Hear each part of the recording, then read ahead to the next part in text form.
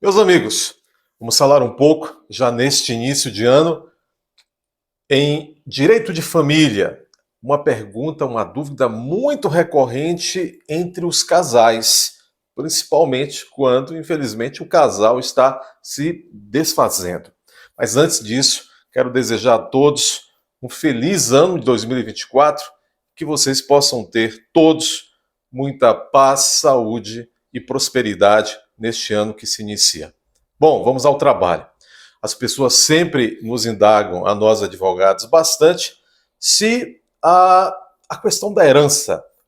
Muitas vezes, uma pessoa, uma senhora nos pergunta: olha, eu tenho direito à herança do meu sogro, da minha sogra, ou seja, eventualmente, aquela herança que o meu esposo, que o meu companheiro, ou então o homem também pode perguntar, eventualmente aquela herança que a minha esposa, a minha companheira recebeu do pai ou da mãe, eu também tenho direito? Isso também será dividido numa eventual separação? É uma dúvida muito recorrente. Essa é uma questão que não é das mais simples no direito de família, mas também não é das mais complexas.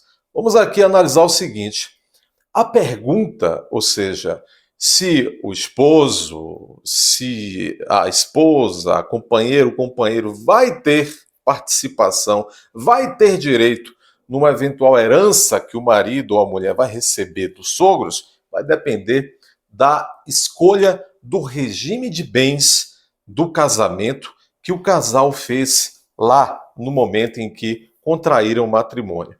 Vai depender também, por exemplo, se estamos falando de uma união, um casamento civil ou uma união estável. Veja bem, vamos começar pela situação dos casamentos. Casamento civil, como se diz muito por aí, tem aí pelo menos três tipos de regimes de bem. Quando você, meu amigo, minha amiga, vai se casar, vocês poderão optar pelo menos por três regimes. Estou falando de casamento, união estável falaremos logo mais. Casamento, vocês poderão optar então por pelo menos três regimes de bens. Por exemplo, você pode optar pelo regime de comunhão universal de bens. Comunhão, tudo se comunica. Os bens particulares entre os cônjuges vão se comunicar, ou seja, aqueles bens que vocês já tinham antes do casamento. Vão se comunicar também doações que os cônjuges receberem eventualmente. Vai se comunicar também, inclusive, a herança. Ou seja, no regime, em regra, há exceções, só que não cabe aqui falar, mas em regra, no regime, quem se casa no regime de comunhão universal de bens, o marido recebeu herança do pai ou da mãe, a mulher vai ter direito a essa herança que o marido recebeu do pai ou da mãe e vice-versa. Estou falando de comunhão universal de bens. Agora, veja bem. No regime, por exemplo, de separação obrigatória de bens, ou que também se chama de separação convencional de bens, não comunica herança. Se você, na hora de se casar, opta pelo regime de bens chamado de separação obrigatória ou convencional de bens, os bens particulares não se comunicam, ou seja, aqueles que vocês tinham antes, um não terá direito ao outro. Doação também vocês não, a mulher não ter, o cônjuge não terá da cônjuge tal, e também herança. Então, se você se casar em regime de separação obrigatória de bens, a mulher não vai ter direito à herança que o marido vai receber dos pais e vice-versa. Agora, também há o regime legal de comunhão de bens, que é o chamado comunhão parcial, né? Comunhão parcial de bens. Ou seja, o que é o regime de comunhão parcial de bens? Os cônjuges só vão ter direito, só vai haver comunicação, só vai haver meação, direito de divisão naquilo que eles passaram a constituir enquanto patrimônio comum, a partir do momento em que iniciam ali a relação conjugal. E nesse regime de comunhão parcial de bens, os cônjuges não vão ter direito à herança que um e outro recebeu de seus respectivos genitores, de seus respectivos pais e etc. Então veja bem, aqui uma curiosidade.